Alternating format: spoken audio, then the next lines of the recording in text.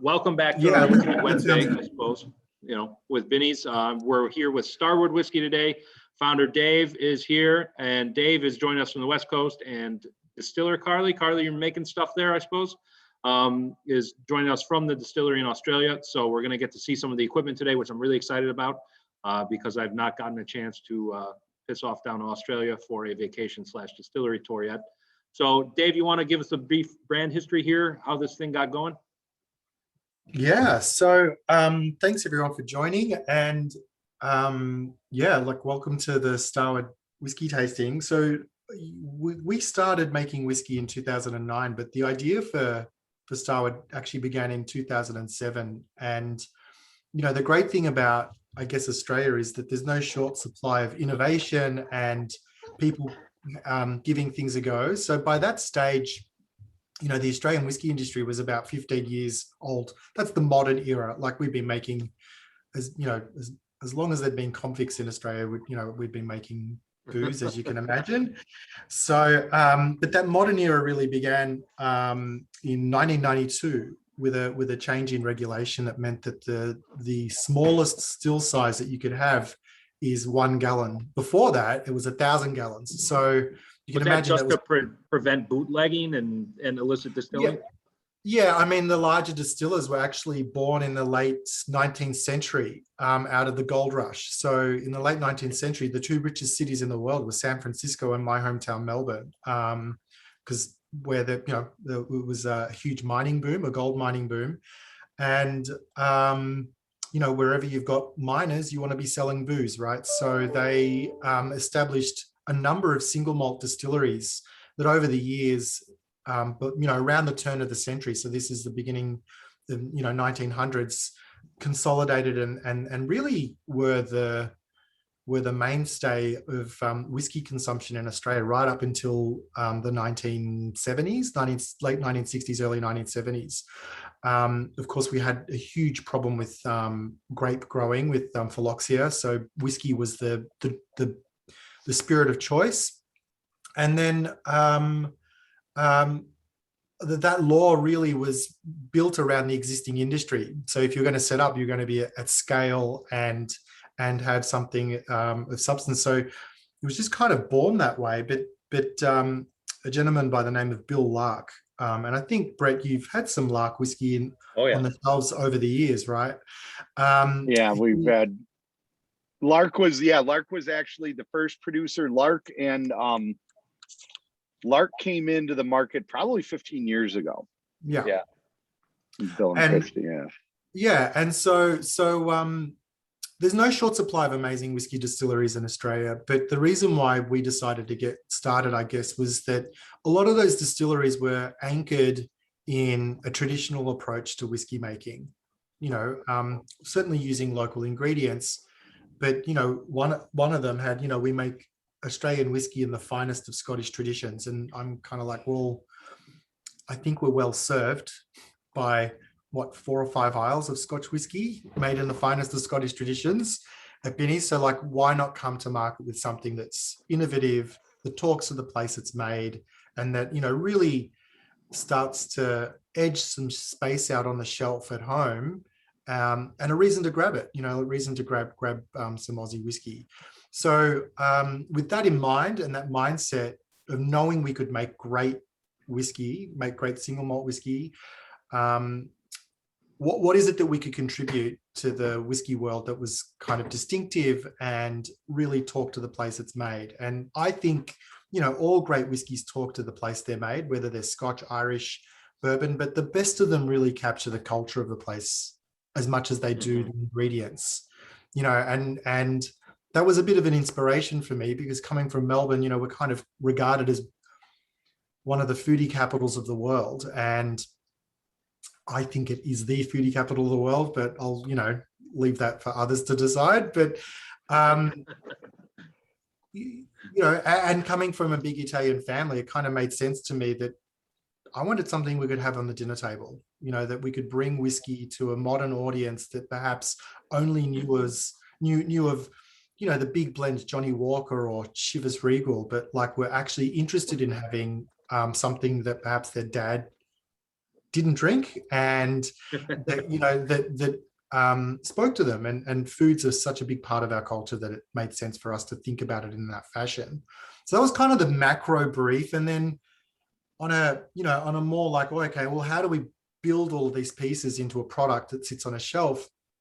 We turn back to ingredients, right? And we have an abundance of grain. The southeastern part of Australia is the grain belt, which is about a day's drive from the distillery.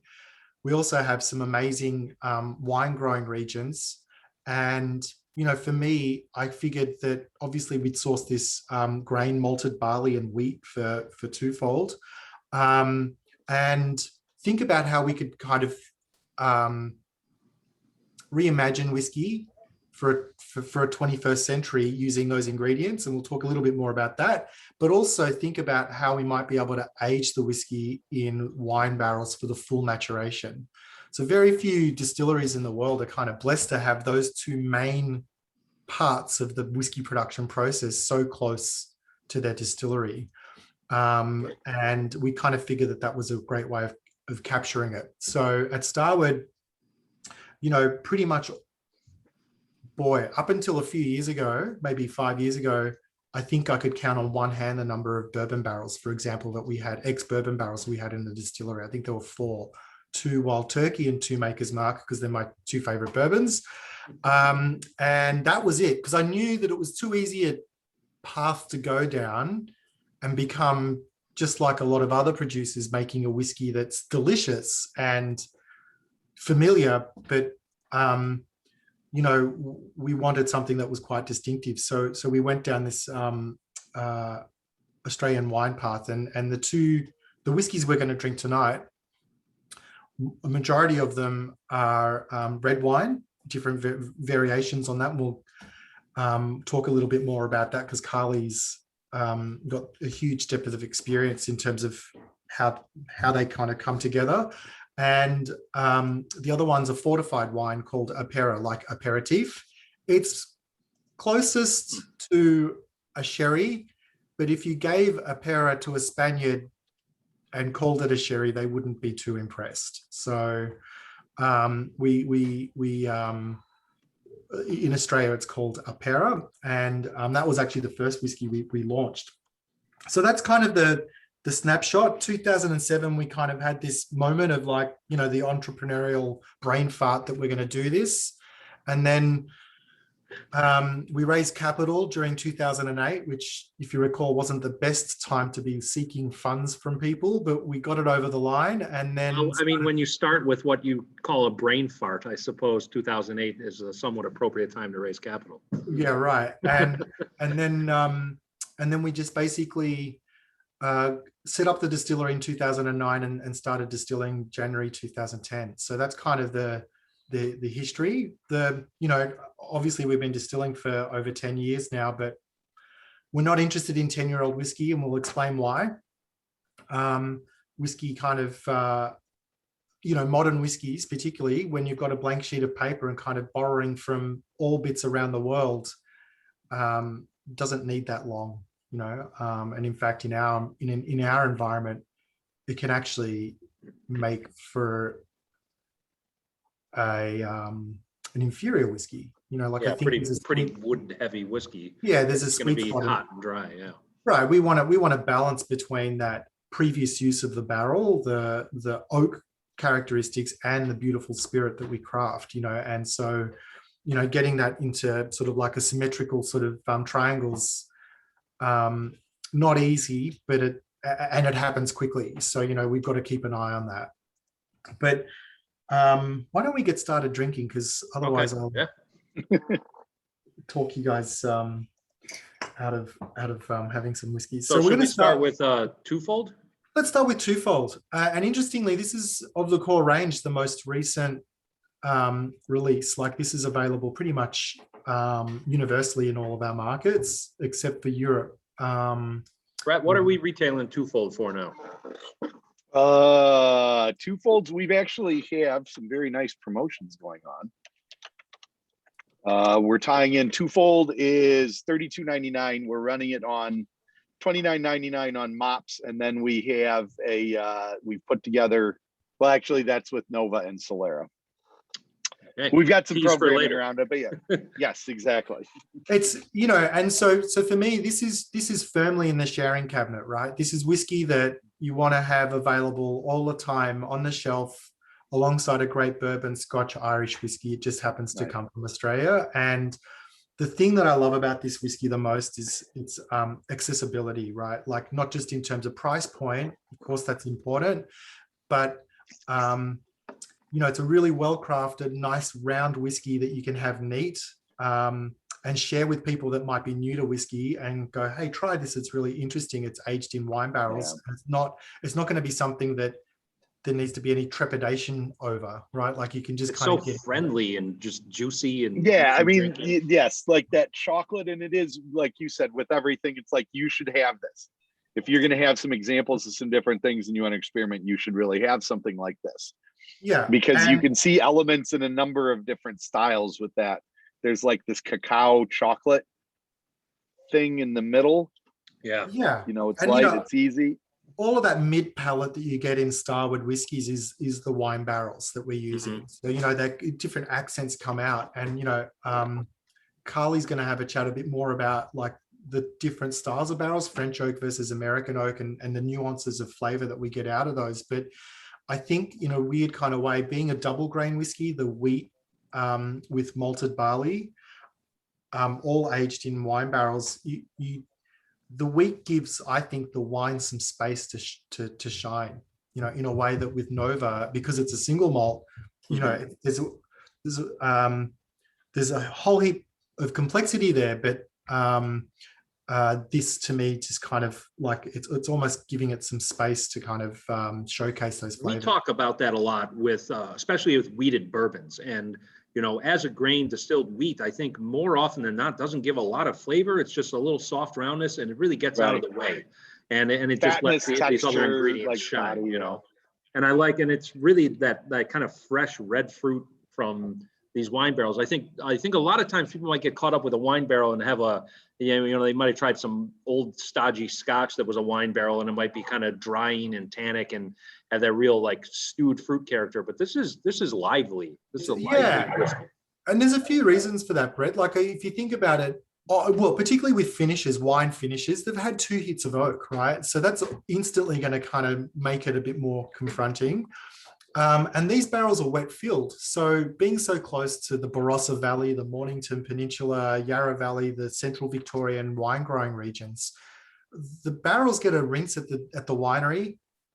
They come to the distillery and pretty much they get filled right away. So they're still saturated with red wine. You know, like, this is the inside of one of the barrels, right? Like, there's no char, there's no sort of you know, interaction. So that's where the red fruit comes from. We do char some of those barrels, and we're going to taste some cracking experience. And assuming that there is some level of toast in there as well.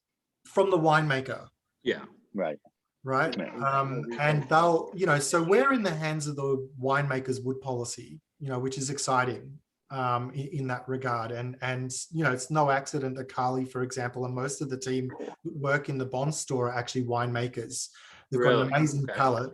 But importantly, they can talk the language of the winemakers and sort of decode whether that amazing barrel that made $100 wine is actually going to work for Starward. So it's not about quality necessarily, but it's just about, you know, putting the jigsaw piece together of different approaches. Because we've got, you know, American oak, French oak, European, which is mostly Hungarian oak. So there's 3 different parameters: Shiraz, Pinot, Cabernet. So now we're up to 9, you know, where, you know, some of them are charred and not charred. So that's 18, right? And then the big X factor obviously is how long the winemakers use them as well. So, you know, I know you guys stock Molly Duca, which is an amazing Aussie Shiraz, right? But they're one in and out. Like, they'll turn their barrels over very, very quickly, which means that they're very generous and in terms of what they offer Starward, which is fantastic. But we're happy also to get some older barrels because we want that light and shade, you know, in terms of interaction with oak. So once you factor into all of those different parameters, you need to have, the skills of someone like Carly on the team to be able to kind of dissect that, and make sure that we've got the right balance in the inventory to kind of bring them to life. But the fun bit for us, and we'll get to them, is single barrels, right? Because then, of course, no two barrels are the same. And don't get me wrong, I love the Wild Turkey Distillery, but if you're getting a Russell's Reserve 10-year-old single barrel, one to the next, you kind of know where the boundaries are of what you're getting, in a way that here it could be one of 50 different parameters that we're kind of wildly different. Quick technical question on this, on the twofold. This is labeled a double grain whiskey. Now, with a lot of other malt or blended whiskeys around the world, that would usually imply the grain whiskey would have been made on a column still versus a pot still. Was this wheat mashed together with the barley, or were these separate whiskeys blended together? What's the breakdown on that? Great question. So as you mentioned, these whiskeys share a lot in common with wheated whiskeys from Kentucky, but equally as much from blends in Scotland. And but neither of them were apt terms for the whiskey, because obviously wheated whiskey's brand new American oak, and blends come from different houses, typically aged separately and then brought together to a consistent formula. And this is all under the house of Starward. So we separately distill the wheat in a column still. We actually work with a partner distillery to do that, because I can tell you now, we probably don't have in the bond store by value as much whiskey as they invested in setting up the column distillery, right?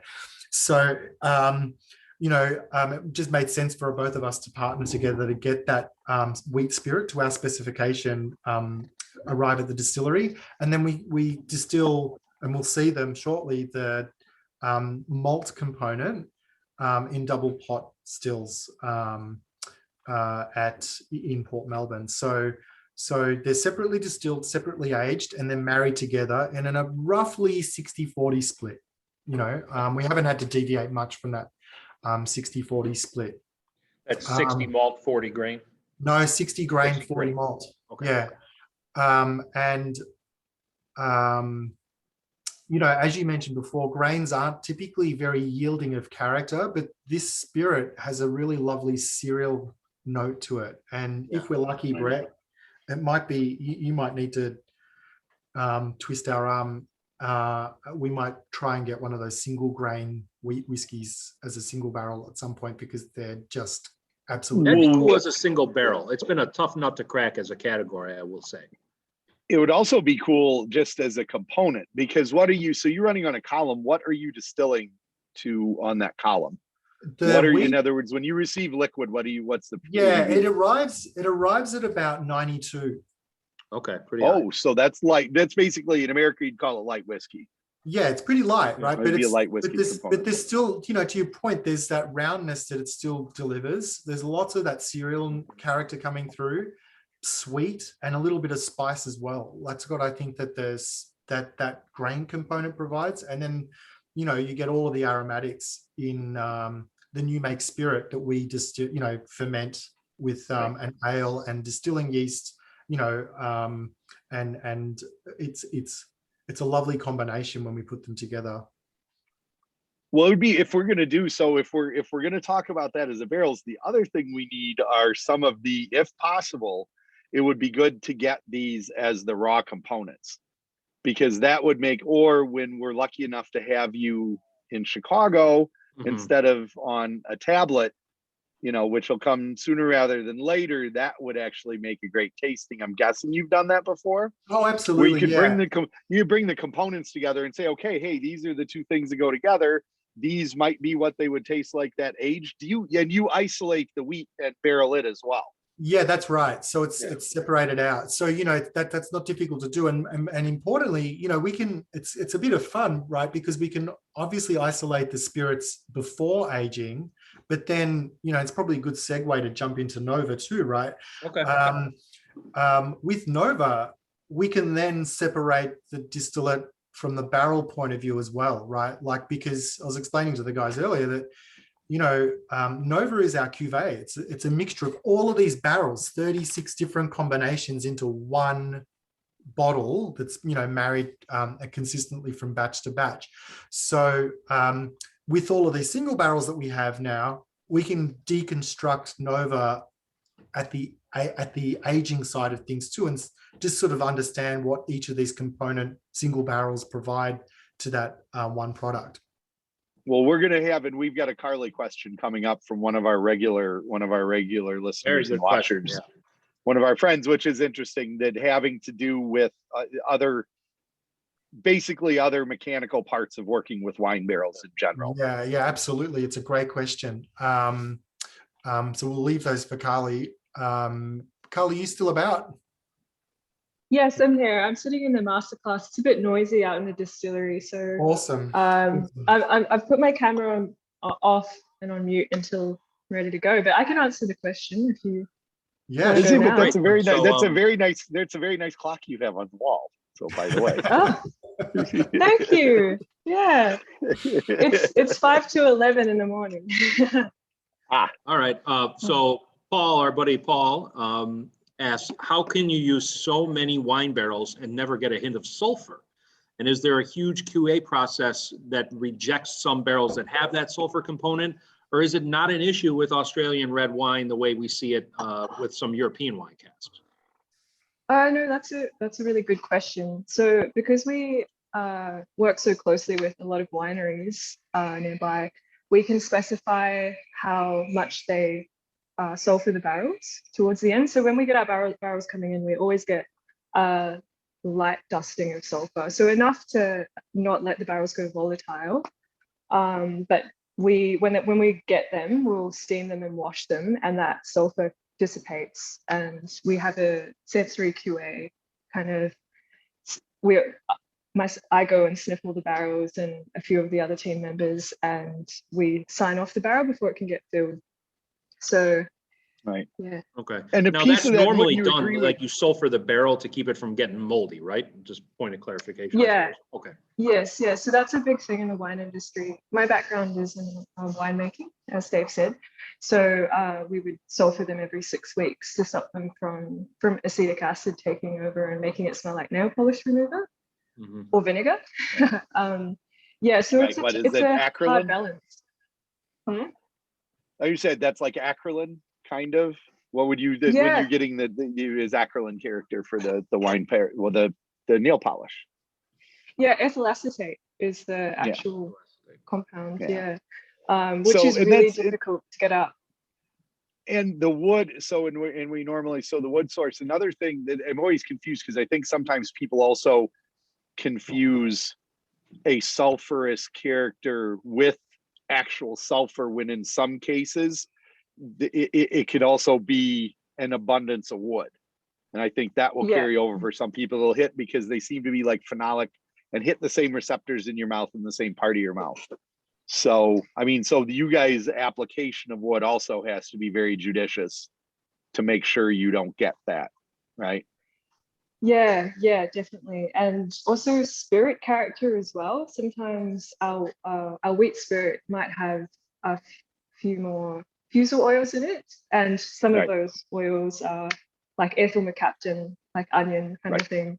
But we always do sensory sign-offs before we fill our barrels, so we make sure that that's not coming through in the finished product. But working with wine barrels is really like, you've got to be on the ball with quality. Right. And you just finished another round of sensory of our aged whiskey too. So do you want to just go into a bit more detail as to like the frequency and the why behind that?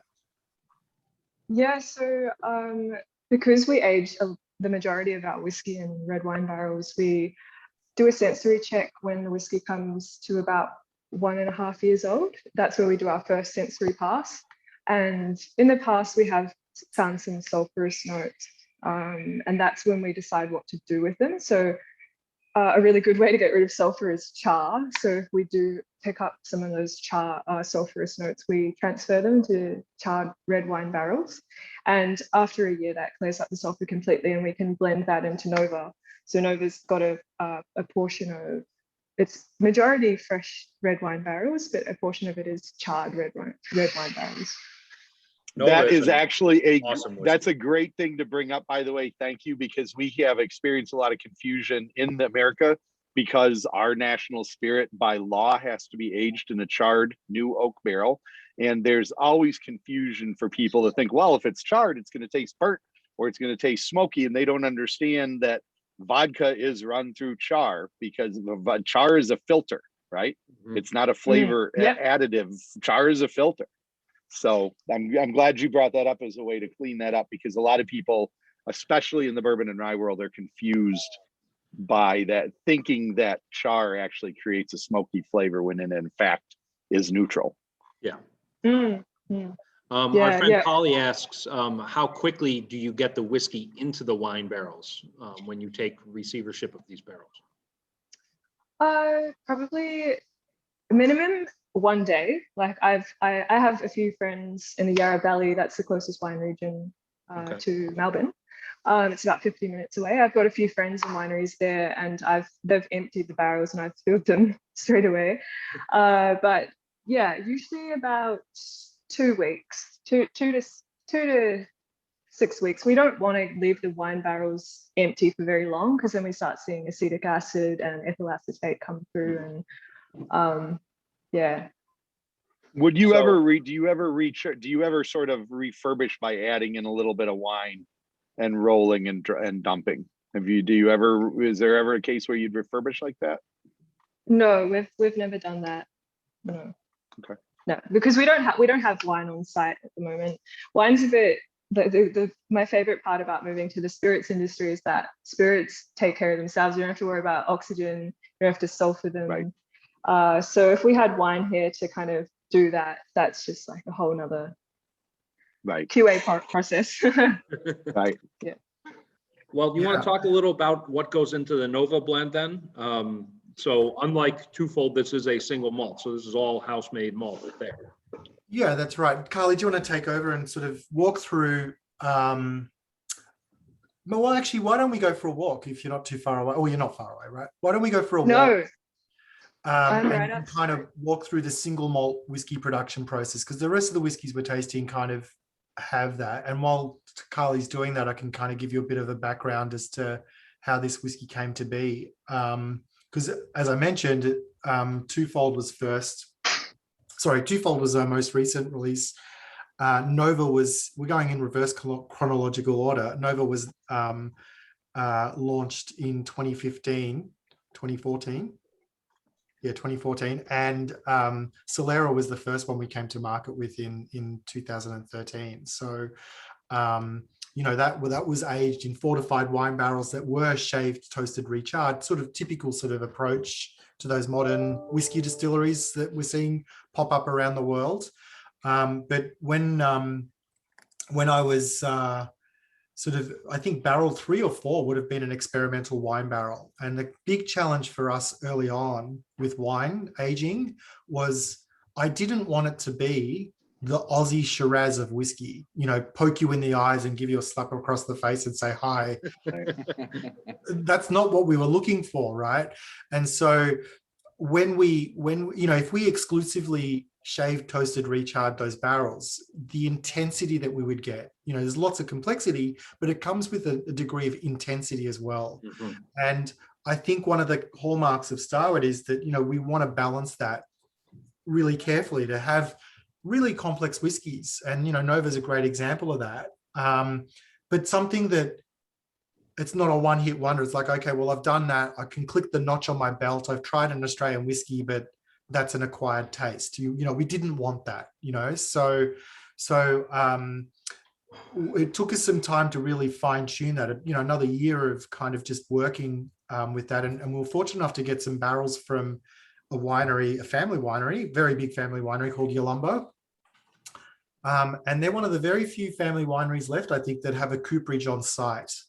And that was really the unlock for Nova, was the ability to be able to talk to winemakers, of course, about their wood policy and their approach to winemaking, but also the coopers that made the barrels, so that we could then really unpack very quickly what was going on with each of them. And we were quite fortunate, in fact, that first batch of barrels that we got were Yolumba Octavius barrels. So this is sort of their annual vintage release. That's, I think it's about $100. You can correct me if I'm wrong, Brett, but it's, it's up there in terms of price point. The Octavius, old vine Shiraz, amazing pedigree, amazing oak that we get access to, and to add on to that, they're also aged in quarter casks, so 100-liter barrels. So they want that oak intensity so that it can cellar for periods of time and just, be all that Australian whiskey, Australian wine, red wine can be. But it gives us access to these barrels. Funny story, and not many people know this, is that when we pick them up, I mean, look, any startup distillery is about 90 days away from insolvency in those early years, but it was probably more, I could say it now because it's long in the past, but it's probably more truer for us then than it ever was. And I remember saying to the winemaker, I can't pay you for these, but I really want them because I think they're going to help us kind of decode this. And they were really generous enough to say, well, look, take them, don't make a fool of us. And I think we've done okay on not making a fool of them. They're, one of our strongest partners now, and, I'll never forget their support of us in terms of bringing us to market. So without Yolumba and all these amazing wineries around Australia, there would be no Nova. Yeah, but let's talk a little bit more about our single malt process, because Nova and Solera share this in common. So it'd be a good starting point. Yeah. Over to you, Carl. I'm actually working on a new blend of Nova right now. But I'll take you guys out into the distillery. I think it's quiet at the moment, but it could be loud. Just let me know, Dave, if you can't hear what I'm saying. Okay, no problem. And I've got my learner license on this new camera holder thing. So excuse me if you're looking at the floor.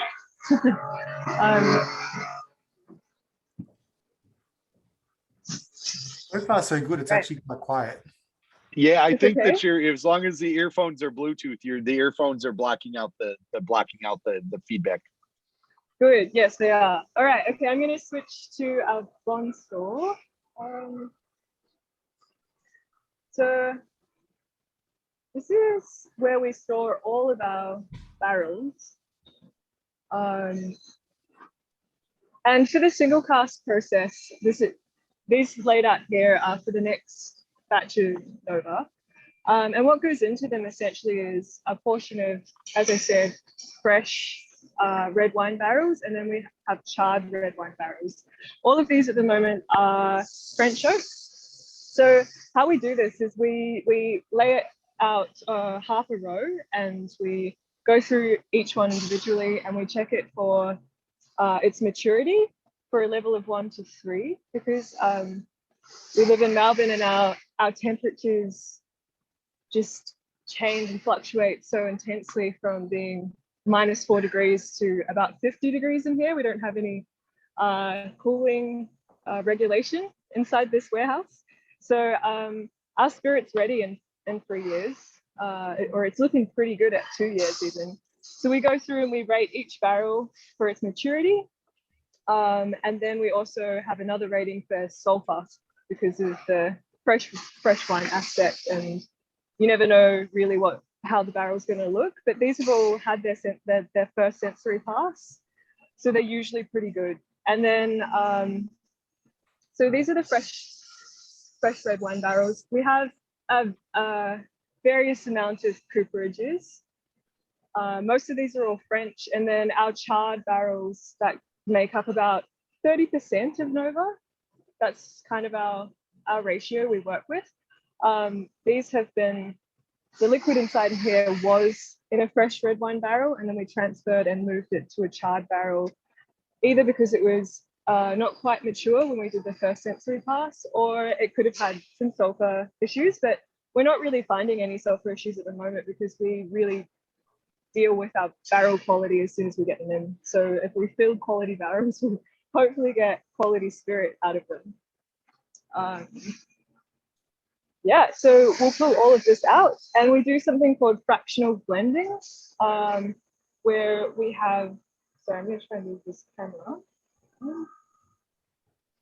where we have our last blend in barrel or in tank. use we do half and half. Kind of. I think, Carly, we might be losing you a little Probably bit. that make up the new blend. So November, we'll get half of our last blend. Can you hear me? No, it's cutting in and out. We might quickly, just given timing and if this is going to be a persistent problem, why don't we run upstairs and just walk through mashing through distillation. Okay. Dave, a couple of questions while she's making her way up there. Of course. I think both of. Yeah, is everything palletized for aging? I saw some on racks to the left and pallets to the right. Yeah, it's a bit of both. Okay. Yeah, it's a bit of both. It's a whole heap easier to move those casks around, given that we have to do so much sensory work to them when they're palletized. And effectively, the STR cask that is probably most familiar and famous with Jim Swan is our charring process, right? So to be fair to say that the STR represents about 30% of Nova. Okay, yeah, shave, toast, rechar. Now we had a question on Facebook too. What are your evaporation rates like with those extreme temperature shifts? Thank you, Ryan, on Facebook. I should add that that's Celsius, obviously, but basically, on average, it's about 5% per annum that we're getting. So within 3 years, it's about 15% of the barrel that we've lost. We will see with the single barrels that actually we go into the barrels at 55% ABV, which is 110 proof. And these ones are around about 110 to 112, right? So they go up just ever so slightly, even though we've evaporated all that water. And that's just we've got the outback to our north, right? Huge Aussie desert that everybody's familiar with, but we've also got another desert to our south called Antarctica, right? So that brings in a lot of humidity during the colder months. So there's a lovely balance between spirit and water that gets evaporated through that aging period, which is, I think, a big advantage. Yeah. So when people, it's also another good thing for people to keep in mind when you talk, because it sounds like your loss is a bit less liquid loss than Scotland, but they also lose a lot of alcohol because of the humidity. And then you're going to have more liquid loss in Kentucky slightly than this, but no alcohol loss. Right. Or little alcohol loss. Yeah. So it's all about climate at the end of the day, right? And in those 3 Melbourne years, we get a lot of interaction with the oak, and I call them the hardest working barrels in the world for that reason. I think if there's amazing whiskies coming from Taiwan and Israel and all around the world, right? But the difference there is that it's a constant extreme as opposed to these huge diurnal ranges that Melbourne has. Well, but that's great. But it also, for your perspective, it makes it even more. That's even more important for you because it's another piece that can make it. Only Starward can do this. Nobody else can really do this. Absolutely, yeah. And in fact, a lot of those Tasmanian whiskies that we mentioned before, Sullivan's Cove, Lark. I think Sullivan's Cove or Lark is coming out with a 19-year-old whiskey. That just wouldn't be possible at our distillery, right? Because of the climate. Unless you buried it. And what for? You're right. I'd probably lose it knowing me. Right. Yeah. Carly, let's go for a walk. Yeah. All right. Cool. Can you hear me okay? Yeah. Yeah. All right. Good. Okay. I'm going to switch my camera. So I'm upstairs and this is our bar. Very nice. I'm going to try turn around to the stills. Sorry, this is very hard to operate this camera.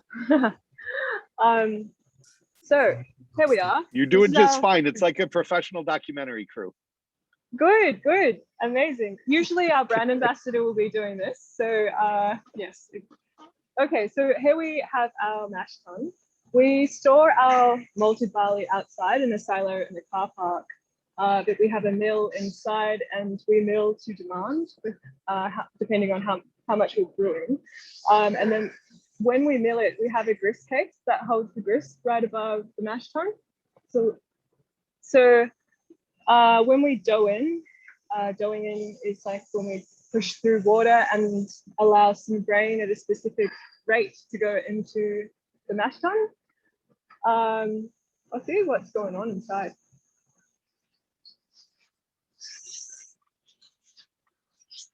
It's a bit steamy in there, but it's like a big pot of porridge. So what water, what are you doing since you're getting that? Are you doing the sort of typical in the Scotch world? You would do 3 waters, you would do 2 waters for production and a 3rd water just to make sure that you got all the sugar extracted. Are you follow a similar process? Well, we pretty much, we've definitely got filtered Melbourne water going in there, but we usually just, our water rate is going in at 75 degrees. I'm sorry, my metric to imperial conversion isn't very good, but the mash No, that 65. for your strike, your strike temperature is 75. Yeah. So when that hits the grain, it's going to be 65 degrees inside there. So our dough-in process only takes 15 minutes with the grist going into the mash tun, and then we let it mix for a little bit, and we do a test to make sure all those sugars are converted before we start running off the wort, and then then we start sparging after about 1,000 liters into the runoff, and we increase that rate. So yeah, like Scotland, we increase the rate of water, the sparge water going in. And so once that's ready to be run off, we have our fermenter vessels over here, which are 25,000 liters. We do 3 brews a day, so that's about 15,000 liters go inside here into our fermenting vessels.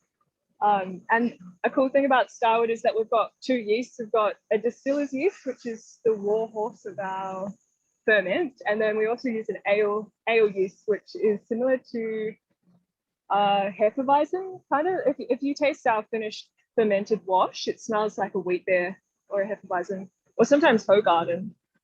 And I think so. And is the efficacy on the yeast the same, or is your fermentation times roughly? Your fermentation times roughly the same? Yeah. They're usually completed in about 3 days, 70 hours. So really quick, because our pitching rate is quite high, and our ferment temperatures are pretty high too. They're about 30 degrees. So they rip through. And were you going to say something, Dave? I was just going to say, I find it like a lot like a Belgian ale, like that's kind of typically the style, really boozy Belgian ale. Yeah. And it's about 8% ABV. I don't know, for low alcohol percentages, does that get converted into fruit? So is 8% correlate to 16%? Or no? It's a good question. I think. Say, what was the question again? For lower alcohols, say an 8% ABV, does that convert to 16 fruit or no? Yes. Oh, okay. Yeah, the way that the Americans would measure it, yeah. And we prefer, especially when we're talking about this, just we prefer to actually talk about ABVs. Is a little bit easier for people to get their hands around, because you can just it's much easier to do the math. If you're doing, the maths are easier when you're going from 8, because then there's going to be a first step, and then there's going to be a second step on the distillation. And you can also talk, so you said you're doing 15,000 liter fills into 25,000 liter fermenters. Or did you say liter or gallons? Liters. Yeah, 15,000 liters. So your first still charge is how many liters? It's our frilly still, that's this one here, our wash still. This is a 7,000 liter capacity. So depending on what our demand is, we fluctuate between it's being about 6,000 between its max capacity. Yeah. So we'll put the wash goes into here, and we switch that on for about, I think it runs about 6 hours. And our low wines is, I'll try walk over here to our spirit trap.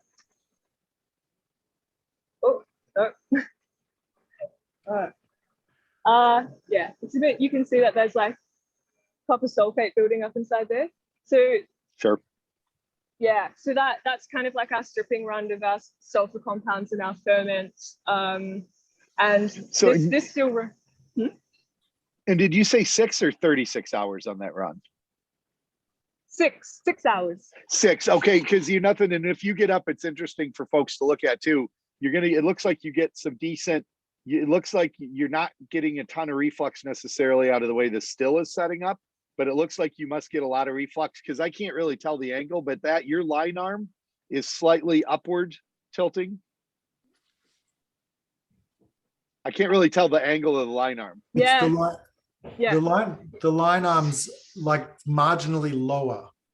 Okay, got it. So it does drop a little bit. It does drop a little and bit. Then that's typical shell and tube on the condenser. Yeah, it is. And Brett, look, one of the things when we started thinking about the spirit that we were going to age was, and this is we're not Robinson Crusoe up here in Seattle, like, Westland do an amazing job of this too, right? Of quality new make spirit makes the aging process a whole heap easier. And particularly when we're only using that small part of char that's there to clean the spirit up and, refine it, we've got nowhere to hide, right? So, our wash runs really are there to kind of get that copper sulfate out, but preserve as much character as possible in the spirit. Right. So it's actually quite oily and rich. But the style of grain that we're using and the fermentation approach that we take means that there's not a lot of work for the spirit to do once it's in wood, in terms of those undesirable alcohols that you typically want to get rid of. So and that's something common, I think, amongst most modern distilleries. It's something that I learned having worked at Lark Distillery for some time, right, was that we should embrace a more brewing attitude to our wash, the fermentation process, sourcing amazing quality malted barley that most maltsters in the UK would say would be out of spec, right, because of its color and character. But for us, it comes back to saying, okay, well, how do we make this distinctly Australian and quite unique? And it's sourcing this amazing malted barley that's not quite, but closer to a brewing spec than it is a distilling spec, So the stills don't have to do a lot of work apart from stripping out sulfur and concentrating the alcohol. Interesting. And who's the manufacturer on that? Who made that still? Because that's they're Italian stills from Frilli, and like all good Italian machinery, they leak. That's kind of to be expected. Right. But they're great. And this one's brand new, like months old, right, Carly? Yeah, it's brand new. We did an upgrade.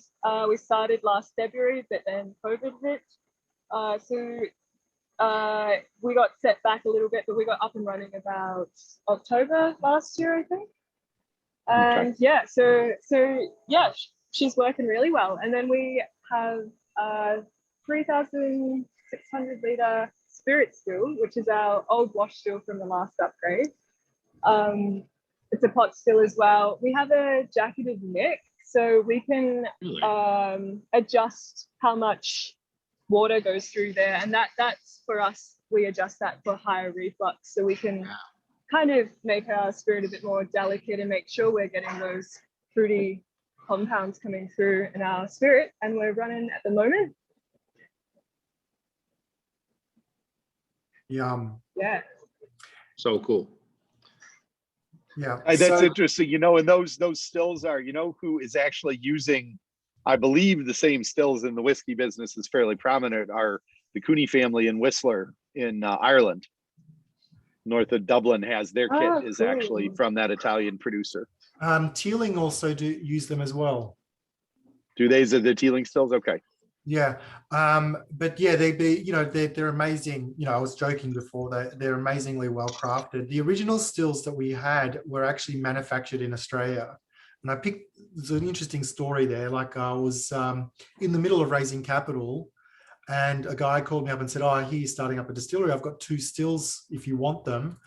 He had used them 3 times, didn't know what he was doing, and we were really fortunate to be able to pick them up for less than the cost of the copper to make them. So it was a really big advantage. Wow. I think, and hence why we put the jacket on, because those stills were just probably a little more stout than what we were looking for. But the beautiful thing about a jacket is, you know, we can dial it right up for experimental grains and have a high reflux spirit, or dial it right back down. And again, because our climate is so variable, the distillers can also dial it in according to the climate to make sure that the ambient reflux impact is consistent on them as well. So, but I remember, you know, I got a local plumber to come in and say, hey, can you put a jacket on this? And he thought it looked like he was approaching a bomb for the first time, because he'd never seen a real life still before. It'll be fine. We just need you to run water through the top and the bottom. And he got there, which is great. Dave, 2 quick questions. Ryan on Facebook had asked what elevation the distillery's at. He was under the impression you were pretty close to sea level there. Yeah. So the town we're about a mile from downtown Melbourne, in the ports. So pretty much sea level. Okay. And did you guys talk about Solera yet while I was dealing with my Windows update? Because holy cow, is this whiskey awesome. It is. Oh, yeah. It's a good. We segue. were just getting to Solera, Pat. It's good you brought it up. Yeah, perfect timing. So, you know, with just before we do though, like just in terms of tasting notes with Nova, you know, you can see that this is a little bit of a big brother to Twofold in terms of the flavor profile, but it's just more of the same, right? Like you're just getting more of those red fruits, more of the cacao, chocolate kind of characters coming through, beautiful mid-palate grippiness coming from the grape tannin, you know, like it's just like, it's interesting to kind of have that texture on there. Mm-hmm. And I think also you get a, you know, a lot of that oak coming through, toasted oak characteristics. So as we discussed, most of the barrels aren't charred. So we're not getting those caramelized, they're there, but they're not prominent. What we're getting is those toasted oak characters that, you know, depending on whether we're using French oak barrels, we'll get more baking spices from. But if we're using American oak barrels, they're, you know, the usual suspects of, you know, caramel and vanilla, which is probably a perfect segue into Solera, because this guy is amazing. So this was the first release of Starward. And those of you familiar with sherry production probably know that Solera is a manufacturing kind of technique, which we've borrowed a little bit from. Think of it as a bottomless cup of coffee. We've got about $1 million worth of aged whiskey ready to go that we never sell, right? So it's my $1 million promise to consistency. Basically what we do is have that vat, and we only ever empty 20% out of the vat into the next batch of Solera. So it's a batch release. Our next one arrives in I think it's May or June, Brett, just in time for Father's Day. So nice.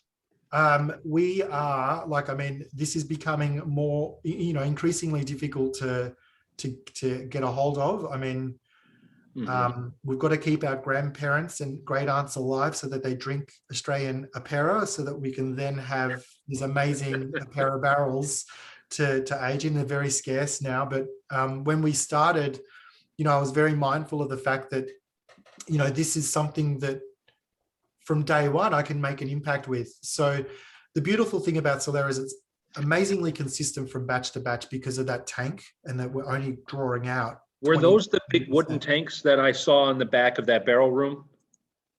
There were like large wooden oak fooders or something next to some stainless steel tanks. I think it's a stainless tank, isn't it, Carly? Unless you guys have moved it.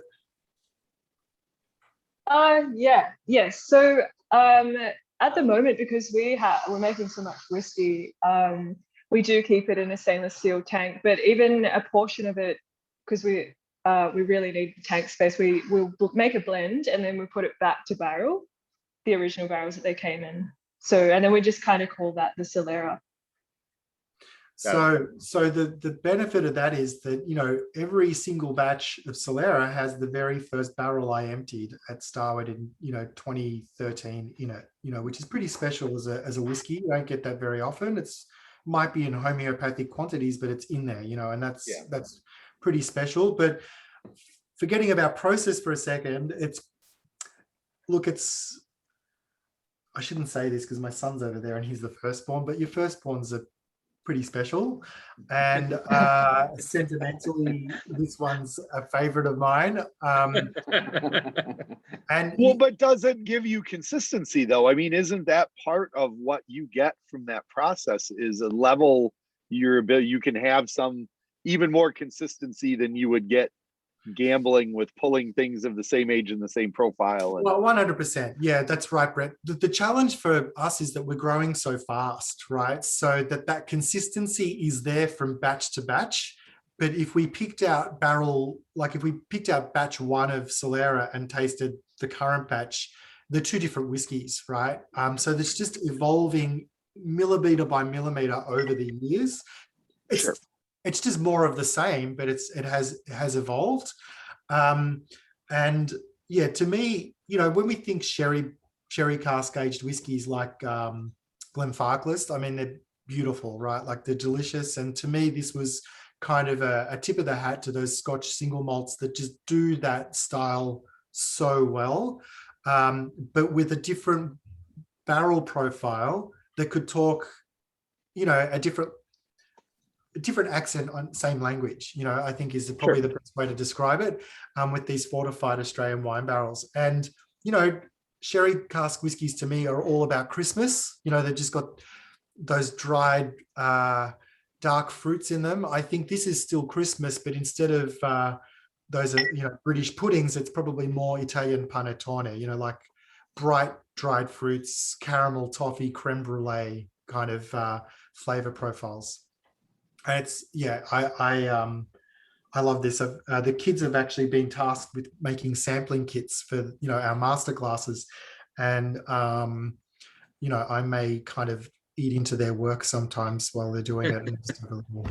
Well, this is a gorgeous whiskey. I mean, across the board, all three it's are called just quality control, Dave. Quality control. Thank you. control. Yes. Yeah. Thanks, Alan. Yeah. These are shockingly rich and full-bodied, considering they're not, 48, 49% alcohol or anything like that. It's they're well, and I there's think a lot to unfold here. And for a lot of people, and they're not, with respect to the Solera system, they're also not particularly old, at least the way we would conceive of old, if you're talking strictly about Scotch malt whiskey in particular. Yeah, absolutely. And this is the thing, this is the magic of Starward, right? Like we can kind of turn that idea, and lots of distilleries are, but we were banging on this drum in 2013, right? Like that age is just that. It's a statement of age. It has nothing to do with quality and intensity and complexity. Right. You need to turn to other parts of the puzzle for that, because, I've had 40-year-old whiskeys that are insipid, like there's just nothing there anymore. Like, right.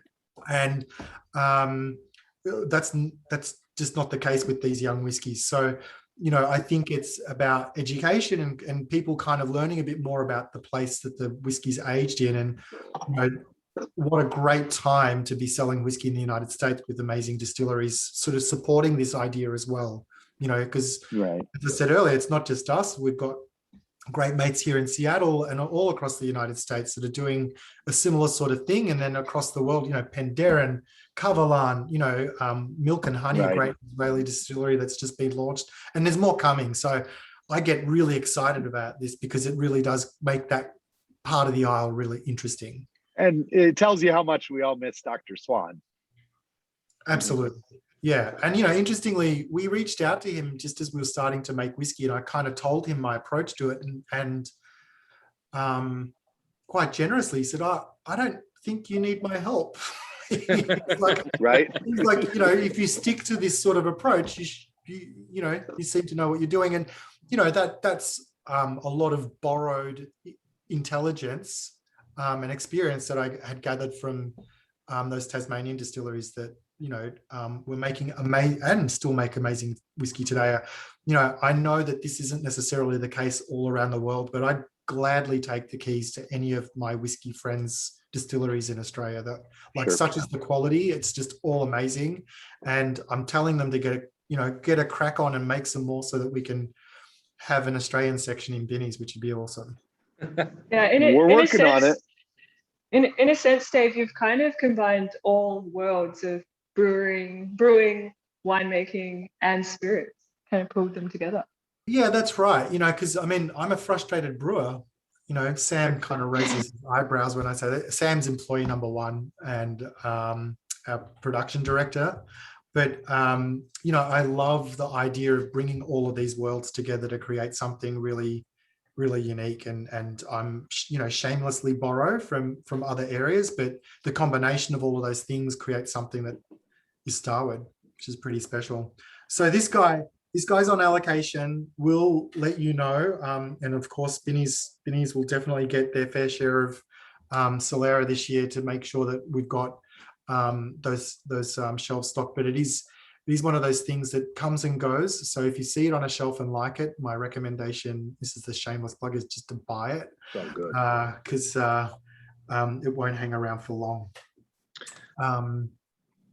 Do you want to? Well, Speaking about hanging around for long, Patrick and I maybe did. we dipped into the Binny's did pick you? from last year, and Yeah. I'm never going to speak ill of Solera, but you guys, you gotta What cask? find one What of these. cask number is that? This is cask number. Where the heck do I see that? 10305. 10305. I've got the wrong one. Oh, is it a charred American oak barrel? It is a charred French oak barrel. Charred French oak barrel. Oh, cool. 10305. Yeah. So this is a really good example of what Carly was talking beforehand. It's like a wet-filled French barrique, which was probably American oak. Yeah. And then it got transferred. And then transferred into a charred French oak barrel. So you're getting the best of both worlds here. And I was saying earlier, Carly, that the general trend in the United States with single barrels is, particularly when stores are buying their first, is that they skew a little bit towards American oak. I think there's just a familiarity there. But, Brett kind of took a leap here and went down the French oak path, which is a great kind of testament to their palate and just sort of like pushing the boundaries a little bit, stretching people's minds to sort of seeing what the flavor profiles are. But this is probably a good time to talk about, from your perspective, what flavor cues you typically get. Because you talked briefly about fractional, before you cut out, fractional blending. Yeah. So what's the purpose of that, and what's the difference between an American oak barrel at Starward and a French oak barrel, and one that's charred and not charred? Yeah, sure. Well, so we've got our two styles of American oak and French oak fresh fill, so wet filled from wineries. And we notice a pretty stark difference between them. The American oak is a lot more softer, and it pulls out a lot of kind of coconut and vanillin flavors and compounds, where the French oak's a bit more spicier with nutmeg, and it takes a bit longer for our French oak barrels to really embody their full flavor profile, because the grain is tighter in French oak. So I think for us, our French oak, it looks really good at 4 years, but in an American oak barrel, because of the wider grain, it has more oxygen coming in. The vanillin and lactone coconut congeners in the oak make American oak look really good at 3 years, or even younger, 2.5 years.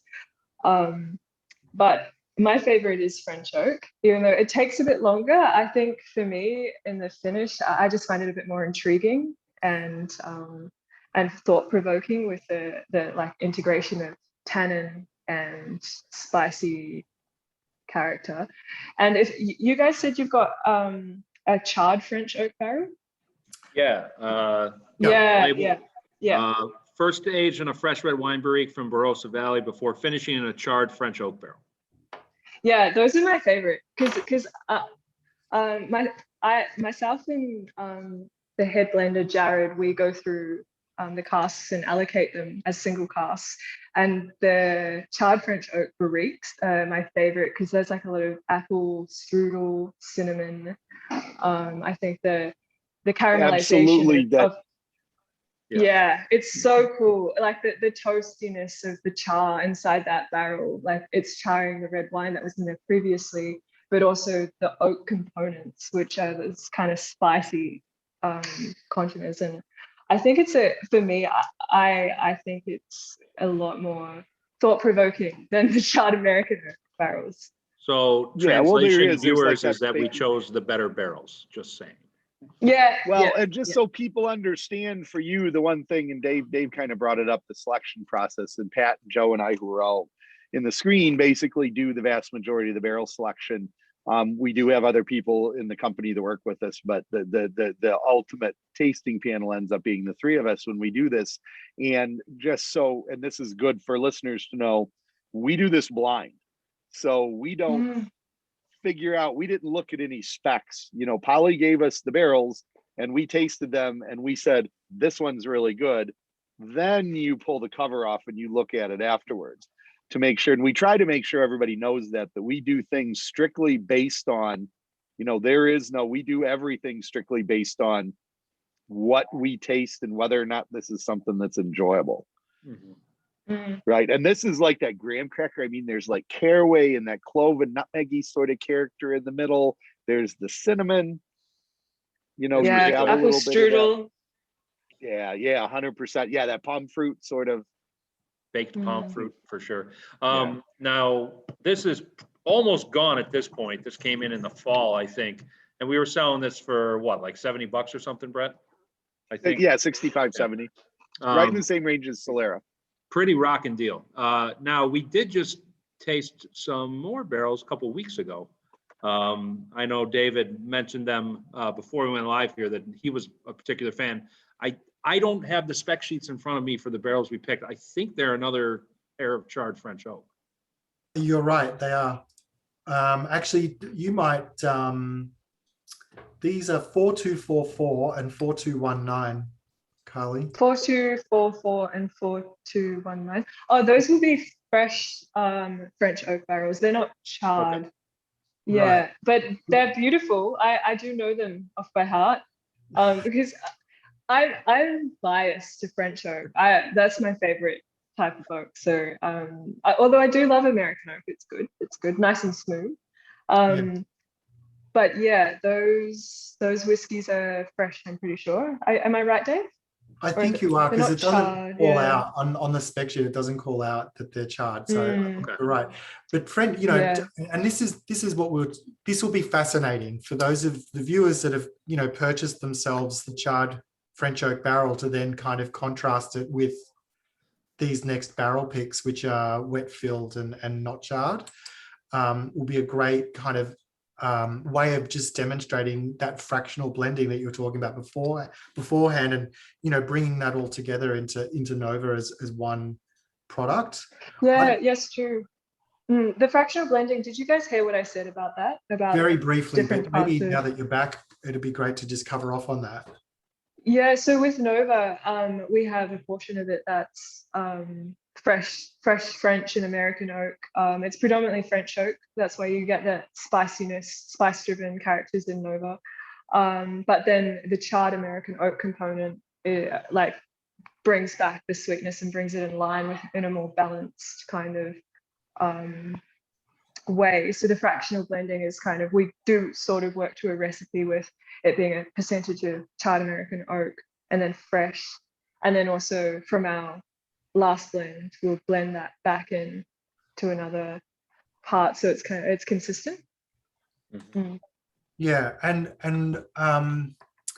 you know, the thing that I love about Nova the most is the fact that you can pour three fingers and watch, like, you know, 5 episodes of Game of Thrones, and as if 3 fingers is enough, but it just reveals itself the more you drink it. You know, like, it's a really like it rewards loyalty in that way. You know, like, if you just kind of sip on it and just get to know it a bit more, it sort of opens up and you get all of those nuanced characteristics that Carly was talking about, in a way that I think, you know, it's 82 proof, 41% ABV. So it's not a big hitter, right? And a lot of people often associate lots of alcohol with lots of complexity. And, what we try and master is lots of complexity, but easy to drink. Yeah, I think the tannin as well from the red wine and the oak really plays a part in the palate weight too. So even though our alcohols are lower ABV, it still has a bit of like oomph and weight behind it. Definitely. Yeah. And then, so with that char filter or no char filter, no chill filter or no chill filter? Well, For Nova? yeah. Any The of them. single malts, yeah. No, not for the single cask, that's not chill filtered, but for our core products, they are. Anything under 48% will chill filter. Yeah, and to put that into context, we're not talking sub-zero temperatures. We're probably talking about ambient temperature of Scotland for most of the year, right? Yeah. So, it's not there to, it's really there to make sure that the product presents well on shelf, but not there to strip out character. Because that's another complication with aging in wine barrels, is that flocculation is Right. It happens a whole heap easier. Yeah. So our compromise was like, okay, well, can we, what is the, how can I put it, what's the highest temperature we can do this at with maintaining that stability, and that's what we'll go for. And I actually don't know the number, but like it's probably what Scotland talk about as non-chill filtered is, but still filtered for particulates is probably what we're filtering at. Yeah. Yeah. Chill. We hold our whiskey at maybe like 6 degrees, which probably is an ambient temperature of Scotland sometimes. But I don't know. I think that the not chill filtered thing has a little bit of a bad rep, because when you cut whiskey back, there's the flocculation of fatty acids, and without chilling and filtering it, I think the whiskey can taste a little bit messy. And for our spirit anyway, when we chill it down to 6 degrees and filter it, it just cleans it up, and all of those flavor profiles are direct. And when you taste the whiskey, you feel like there's a path. It's not like lost in your mouth, where I think that before chill filtration. You're hardly alone in that, though. I mean, there's plenty of distillers that chill filter, Right. Specifically because it allows them to achieve the desired and consistent flavor profile they're looking for. It's just, it's been vilified by a small corner of, of internet nerddom and whiskey extremist, like us, frankly, sometimes. But it's just one of. Well, it's all this stripping because because we notoriously hate chill filtration, but you've actually given a better explanation. I mean, the other is, why don't you just make a tails cut a little bit sooner, and then you have less oils to pull out that aren't coming through on the end of the distillation. but that's if you're also doing it lightly, and that's somewhat reasonable if you want to, it is a way you can control the way that the body is going to come across. It's and done for the right feel purposes, like it makes it right. If you're making it less flabby, there's an argument for making it less flappy, obviously. Flabby, yes, that's the word I was looking for. And look, there are no complaints in this room or any other rooms about how it tastes. So obviously you're doing it right. Yeah. Thank you. Absolutely. Yeah, no. And it's much vexed because particularly when you're a startup distillery, and in 2013 there wasn't cocktail culture, there really wasn't a new world category. Particularly in Australia, I think it's different here, and probably was different back then too. People's reference point was if you do word association, it's single malt Scotch, right? Like that's kind of where they go to. So that's instantly age, chill filtration, wood policy, all the things that we actually said almost deliberately we're not going to be, were the things that like people kind of held on to. So, it was tough row to hoe early on, but you can't go, like at the end of the day, the product speaks for itself, and we were just out to make the best possible product we could, and that's it needed that. So that's the way that we kind of approach it. And I think if we start jumping at shadows or start imitating other processes just because there's a perception that that's the way it should be, Right. we've lost the game. Like there's no point for us to be on the shelf. It's a good point. No, you're absolutely right. Dave, thanks a lot for your time tonight. Carly, thank you so much. It was fast. It's Well, always this morning fascinating to talk for to a them. whiskey blender. Yeah, this morning. They're Thank about you to for your go. time. They're about to go off to Thank you lunch. for your time tomorrow. And and we really appreciate Yeah. seeing a distillery since we can't go see it in person now. Hopefully So- one day you can come visit. Hopefully, hopefully, yeah, it's on come it's on the list at some point. We're working on the Mhm. whiskey. We're working on the whiskey hotline vaccination program. Yes, Yes. I'm getting my good. shot tomorrow. So hopefully Well, all our listeners out there are getting something here too. Mm. Are we? When are we expecting the next round of single cast? I suppose I can't let you off the hook without trying to get some. I think before the middle of the year is like we're on target for the middle of the year. Cool. Yeah. I So, know that and- the team are bottling and labeling right now, right? Like they're not far away, Carly. yeah, From they're the- coming up. That would be wave 4, wave 3. Polly's saying July on the shelf. Our There you go. local Mm. homie Polly Mhm. here. So and Yes. again, people, if you haven't picked up the last one, it is truly exceptional. I did not expect I was going to like a frankly younger Australian single malt as much as I really fell in love with this bottle. It's just fantastic. So again, thank you both for joining us. Audience, Brett and I and Joe will be back on Friday with the Nelson's Greenbrier Distillery, talking about their Tennessee whiskey. Pretty cool. And we'll be back on Monday next week with Dan Farber talking brandy. We've got a really packed schedule through the end of the month with a bunch of virtual tastings. We'll be back on St. Patrick's Day and the week after with some other stuff. So busy month here for virtual tastings at the Whiskey Hotline. Dave and Carly, thank you again so much. These whiskeys are great. It's always cool to get a peek behind the curtain here. Everybody else, thanks for joining. And we'll see you next time, I guess. Thank you, guys. Cheers. Thanks, guys. Thanks for the support. Cheers. Cheers. See you later. Bye. Good night. Bye-bye.